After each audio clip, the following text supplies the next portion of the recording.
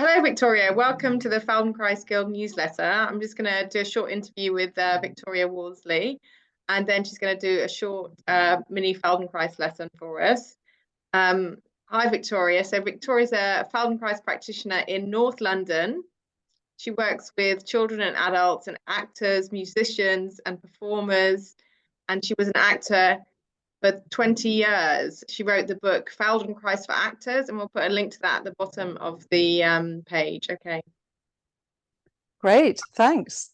Yeah, also kind of sports a bit, karate and running and things like that. Okay, yeah, barefoot running you're into. Yeah. What's your favorite thing about the method? My favorite thing about the method, that's such a huge question because it is so enormous. But I think what it comes down to in the end is to do with learning. And I was a huge learner, loved learning, but I was quite academic. And this is not book learning. It's not academic. It's not achievement based. It's not about how to do something correctly. It's exploratory. It's experiential. It's playful. It's finding out for yourself. And for me, as when I discovered this as an actor, that had a lot more to do with acting than learning to do something correctly, because your character never does anything correctly. So, and it had more to do with that creative process. And that was also a big shift for me as a person to allow myself to learn in that way. And I think at that stage, I was very young when I found the method. I was like 17. And I really needed, I don't think I could have articulated it, but I really needed to feel who I was in my own skin in order to be able to feel myself in someone else's skin as an actor. And I was looking for those tools. And there are so many ways you can approach that. There's so many different kinds of methods, but Feldenkrais is on it. It's really on the money with that. It's what it does. And I found that extraordinary. You have these little lessons with these kind of rules, but rules like rules of a game, structures that kind of mean that you kind of have to find out that your response to it, and you're kind of having to find something new to play with those rules. And we all have our very deep patterns and habits of who and how we are. And there's something about Feldenkrais that really helps you to catch them. They're very deep. They fly under the radar because they're so identified with who we are. And having that opportunity to catch them before they happen, to listen to yourself, to find, oh, I do it like that. But I don't have to. It's not because that's wrong, but oh my goodness, there's another way. And that's a huge piece of learning. And once you start to feel those differences, those fine differences, the quality of doing something one way or another way, or, that's something you can take into your life. It helped me learn to run better. It helps me with karate that I find really quite difficult. It helped me learn my way out of an injury, and all those little niggles and things that come along. It helps in life. I just think it's an extraordinary thing. So I don't know if you've answered that question. What brought you to Feldenkrais? Through acting, you came to you didn't ask me that. Yeah, no, sure. So what brought me to Feldenkrais? Well, I was 17. Which is young, isn't it? Yeah, very young. I finished school early. I did my A-levels early, and I had some time before uni, and I went to Paris to be an au pair and to learn some French. But I also started doing some physical theatre training with Philippe Gaulier and Monica Pagneux. And now Monica, they're very renowned teachers for those who don't know. And Monica knew Moshe Feldenkrais. She worked with him at Peter Brook's theatre. Peter Brook, the very famous British theatre director. And she was never a Feldenkrais teacher, but she used a lot of his work, and she was very clear that's what she was doing. And I was there in 1984, the first time, so that dates me, doesn't it? And Moshe died in that year, so she was talking a lot about him. And as I said, I was quite a sporty, active kid. I wasn't very flexible. I've got kind of scoliotic, bendy, twisty pattern. It means that stretching and things like that don't really work very well for me. But also I just wasn't very connected I had a funny, weird kind of upbringing, and I was very dreamy. I was academic, but I was also very dreamy. And I think looking back on it now, I would say I was also could come right out of myself. I think the term for that would be dissociating. And that's not helpful when you're an actor. And there was something about the work we did with Monica that I found extraordinary. For a start, I didn't have to achieve anything. That was new for me. There wasn't like, a goal, and you didn't really know where you were going or what you were doing in these funny little lessons. But somehow they, you put your hand, you lie on your side and you put your hand on the floor and do something with your circle with your elbow, and that connects to the shoulder, and you feel the circle under your hand and under your face, and then you start feeling it in your ribs. And somehow through all of that, I started to become much more flexible, and flexible is the right word, but much more agile, had more possibility. And that really was amazing. But also beyond that, it was a bit like being plugged in, is always my best way of describing it. I could suddenly feel myself in myself,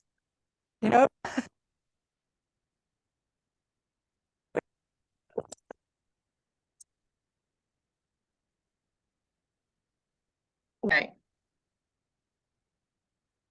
So we're just resuming because we had a funny little break there for the sound. I hope you can hear me. But there was another piece to this. After that, I was an actor for 20 years, and I always stayed connected to Feldenkrais, and it kind of informed everything that I did. But the other piece is a big story, so I'll only make it very short. But I had an injury in my late 20s, sort of 10 years later. I twisted my knee and tore it. And that was when I then discovered all the rest of Feldenkrais. I discovered the hands-on method, the functional integration, and I found how that this was an accident really waiting to happen. I started to learn another whole layer of myself. As often happens, injuries are unfortunate, but they're also kind of gifts if you choose to learn from them. And then that took me to, well, here I am. That's a very powerful explanation. What is your favorite case study of someone who's been helped by the Feldenkrais method? I've seen so many people, and I don't know the ends of everybody's stories. There are so many moments, though, that are wonderful. I do have a story for you, but also just some little moments to share. Those moments when a mother rings you up, whose child you've been seeing, and says, we got home and he or she just started doing something completely different. I've never seen them do it before. And you know that what you've done in the session has kind of plugged them into their learning, and now they're playing, they're finding something. I remember a moment with an actor who told me he was very, very clumsy. And indeed, one could see that he found things difficult. And then at a certain moment he said, oh my goodness, look at me. And we were doing that spiraling movement up off the floor. We'd prepared it a lot, with beautiful Feldenkrais lessons. And he had so much pleasure. He was doing it with so much grace, in so much ease. And it was a wonderful moment. And he felt that in himself, and he loved it. And that was a great moment. There's lots like that. But my favorite one, maybe because it goes through a lot of stages, is a young man. I did ask him if I could tell his story. But I won't name him. And he came to me after an accident. He was a very active guy, and he liked BMXing. I hope I'm getting this right because it was a while ago. And he had an altercation with a truck, and it had severely damaged his pelvis. He'd broken ribs. He had a punctured lung. He had some little TIAs, mini strokes. It was a very shocking experience for him.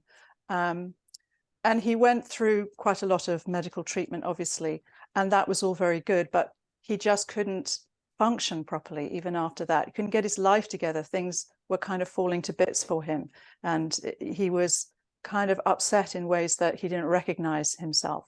And someone sent him to me. I still don't know really why they sent him to me, but thank God they did. Brilliant. And the first few sessions were just dealing with the shock. I put a hand on him and he would go numb and he'd shake, and anyone who knows, who's listening to this, knows about trauma and shock. You'll know that that's part of the process of coming through it. And I kept him safe and looked after him and helped that process happen. And it only took a couple of sessions really for that to pass through. This being a very isolated incident and him being essentially quite a healthy person. And I'm not saying that after that he had no emotional stuff to deal with around that experience. But the initial trauma and shock was kind of had processed. Yeah. And then we were into quite a long process of, so what's happened with the ribs and the pelvis, and how do we enable things again for him to be able to feel like the active person he was, without pain, without difficulty, you know, all of that. And that took, I suppose, really quite some time. But in the process of it, you know, obviously you're unpacking. I didn't know how he moved before that, or what his patterns were. And in the process of it all, he got very interested in how he was doing things. And then as he improved, I don't know when this happened. Was it a year? Was it 18 months? It started to segue into him doing other things. So getting back on his bike, beginning to run, beginning to swim, doing a triathlon. Wow. You know, he ended up working on the skills for this triathlon. And I mean, the story goes on beyond that. I kind of dropped out of the story because he moved out of town and started working with someone else. I have seen him since. He's doing good. But, you know, it was, I love that whole process. Fabulous. How amazing. Feldenkrais goes beyond injury, into skill. I mean, it's the sensation, because you're in charge, and it's sensation-based learning. That's what you're saying. You were very academic, very talented, but through Feldenkrais, you learn through your own sensations, right? I mean, that's absolutely, yeah, you pinned it. So could you give me a short Feldenkrais lesson, please? Yeah, okay. So there's a little bit of background to this, which is a lot of actors and indeed people come in and, you know, they want to talk about their posture. Someone said their posture isn't right, or they feel it isn't right. Or Feldenkrais wasn't very keen on the word posture. He had, yes, you know, he had a word called acture, which never really caught on. But it was a kind of dynamic idea of posture, that our posture isn't necessarily some fixed thing where we have to find feet this far apart and now hold myself like that. Because as soon as you move, that it's not very helpful. So he had a more dynamic idea, which was about being ready to move in any direction. Without having to change yourself too much, and in the initial stage of moving. And I've kind of also think of that as really that you can let middle emerge. If you can move in lots of different directions, then middle will emerge, rather than trying to fix middle somehow. And so I use this quite a lot. It's very classic Feldenkrais. I also used it, I kind of narrowed it down to this short version because I went into A&E in a big London hospital with performing medicine, and I had like 5-10 minutes. I was in a cupboard somewhere, and doctors and nurses and consultants and porters and cleaners would come in for like 10 minutes to kind of try and address something they found difficult, which was quite a lot about the fact they had to stand up a lot and work really hard, and they had lots of, you know, usual kind of aches and pains and shoulders and things. So we're going to do just a little something, okay? You won't really be able to see what I'm doing because it's to do with sitting on a chair. You don't make doctors stand up any longer than they have to, because they stand up all day. But I hope you'll be able to. This is how Feldenkrais works anyway. You don't get to look. So as you're sitting on your chair, just have a moment to feel how you sit on your chair. So what might that mean? Well, you know, do you feel like you're doing quite a bit of any kind of work to like hold yourself up in your back or your abdominal muscles, or, you know, oh, she said sit, so now I need to sit up straight, or anything like that? Or do you feel that, you know, you end up kind of slouching backwards and that things aren't so comfortable in that place? Or do you find yourself pushing yourself forward? If you listen to your pelvis as it is on the chair, I'm kind of jiggling about on my chair, you might find if you're a little bit rolled back on the pelvis there, or rolled a bit forward, or have a bit more weight on one side or the other, right? Yeah, okay. And then notice where your feet are. You know, maybe are your feet tucked under your chair? Try tucking your feet under your chair and feel what that is going to change something in the pelvis, but also maybe in your chest, the shape of your back, the shape of your front. Yeah.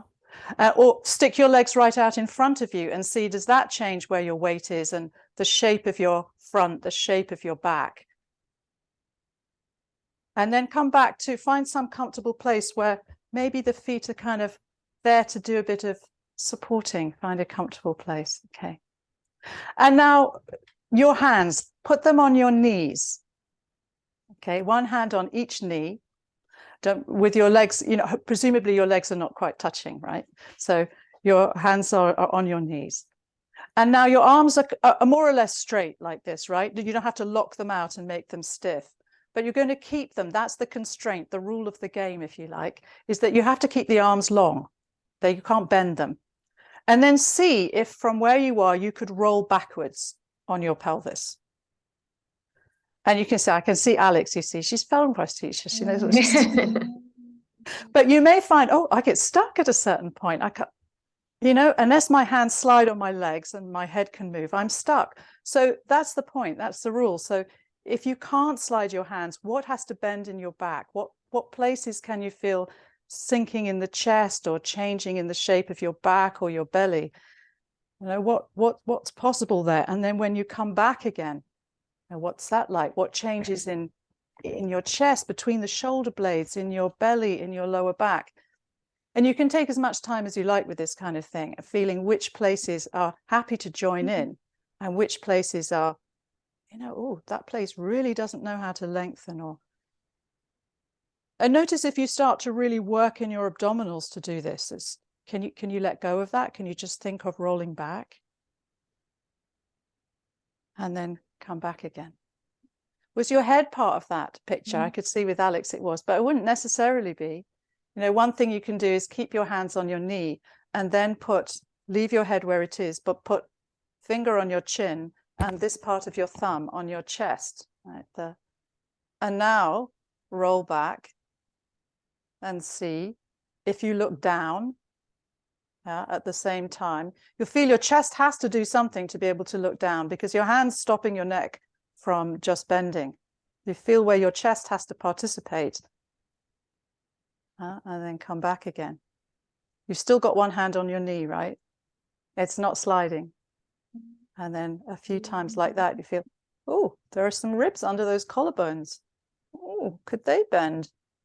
The answer may be no. You don't have to force anything or make it happen, but just to notice, you start to find things out. Okay, and then come back, have a little rest. Feel how that is. Maybe you're sitting somehow a little bit differently already.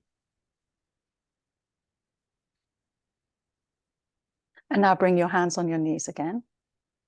Okay, and this time, can't bend your elbows, okay? You don't have to lock them out, but you can't bend them any more than they are. And now could you roll your pelvis forward? So when you're rolling your pelvis forward, you're really listening to the pelvic floor, those lower bits, the sit bones, the tailbone, that you're changing that contact with the chair. So if you bend your elbows, you end up doing something like this, right? Moving your head through space. Nothing wrong with it. It's just not what we're doing in this little lesson. So you keep your arms, then you have to do something. Did you just do something in the lower back? Or can something happen in the chest? Or what happens to where your head goes? You can go backwards in the other direction too. You could go from one all the way to the other one.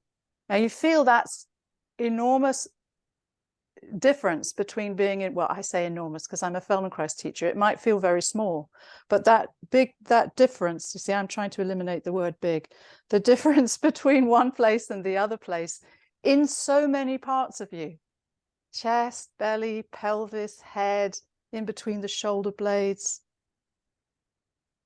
Okay, and then see if you can find, where would middle be if you make it a bit smaller in each direction? Where, and keep going smaller and smaller. And then where do you find yourself ending up when you let go of your knees? Have we found a new middle? Of course, it might be different tomorrow or in 5 minutes, but where is that middle now? See how that is. And there are variations. You could you put your knees together and your feet apart. Still hold your knees and do a few movements rolling forward and backward. You might find one direction is easier than the other. Oh, curious, different. Somewhere in the hip joints or low down might feel different. Can you still roll those lower parts, the pubic bone, the tailbone, or do you start finding you kind of try and do it just with your ribs, or or with some other place. And then come back to the middle. What if you did the opposite? There's so many games you could play here, but what if you put your feet together and your knees apart? And then roll. Is that easier in one direction or another? Or just the same? Sometimes catching these differences is, some make more sense than others. And then come back to the middle and just try a few in the middle again. Has those little variations, little different ways of trying something made a difference? And then have a little rest. Feel how it is. So now could you bring your hands to the chair on either side of you? If you've got a narrow chair, it can feel a little constraining. So it doesn't have to be like a tight grip, but it's just that you're in contact with the chair on either side. You might cup your hands around the bottom of the chair or something like that without distorting yourself. Yeah, just where they can be, where they touch. Just so that you know in this next bit, you're not going to let go of that touch. Okay. And now feel, you got more weight on one sit bone than the other, one side of the pelvis than the other. And begin to tip yourself onto one, whichever you like, but don't let go of the hand. So if I'm going to this side, I'm not going to let go with this hand. So what I can't do is this, right? Because there I'm sliding my hand. So I have to keep a hold with the hand. And then what has to happen with the ribs? Of course, you could still take your head that way. Which way do you take your head? Do you take your head away? What if you listen with the ear to the hip that's coming up? Just gently. And now how are you doing this? Are you pushing with your hand? You could. And then you kind of end up pushing your ribs across, but the pelvis might lift. Now you feel where the ribs get long on one side and short on the other. What if you don't push with that hand, but you think of the foot on that side? You can push a bit with that foot and lift the hip there. One way to find this is if you think, okay, could you put your hand under your sit bone there? See, automatically you're going to do that then, right? You have to lift that side of the sit bone. And can you feel you've got a foot that might help? So there's lots of different ways of doing it. You could push with the hand, you could take the head this way, you can lift the hip, you can push with the foot. But all the time, this side is lengthening, this side is shortening, different things are happening. Come back to the middle, see, do you feel different on the two sides? Maybe. Play with the other side. So attach your hand there. At a certain point, you can let go of the hand, but it's just a constraint, a little rule to help you feel that we're doing something that keeps the head maybe more over the pelvis. So you have to do something with your ribs and with the shape of your spine, because this is not available in this game. And you feel, this is probably really different. We often go to the side that's easier first. And it might feel like, these ribs are not so sure how to do the folding, or these ones aren't so sure how to do the lengthening, or maybe it's the waist or something. And you play and feel, why is it different? What's different about that? Take my head that way, take my head this way. Can I find that with my foot? What if I push with the foot, or think of lifting the hip? What makes it easier? Do you hold your breath? Okay, still breathe. I have to do this and talk, right? So not that I shouldn't really be doing it. Feldenkrais teachers don't demonstrate, but it's too tempting. And then come back to the middle and see how it is.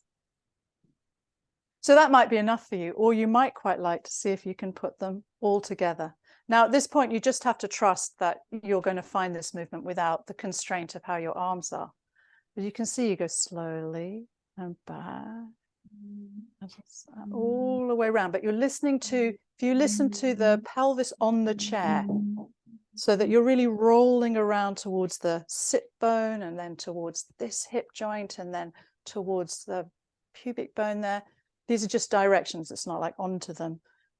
It's almost like rolling around your pelvic floor, if you're familiar with your pelvic floor. And of course, you can do this and make a big circle with your head, and then you keep your spine long, but we've been doing it with this constraint of keeping the head more over your pelvis, which means finding all that bending.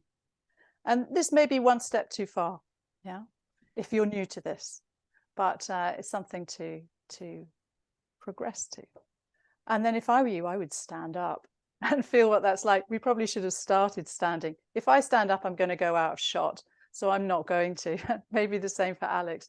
But if you're watching this, you might like to stand up and just feel whether you feel differently on your feet. Oh, look, she stood up and she's got love on her t-shirt. That was a good moment. It was nice.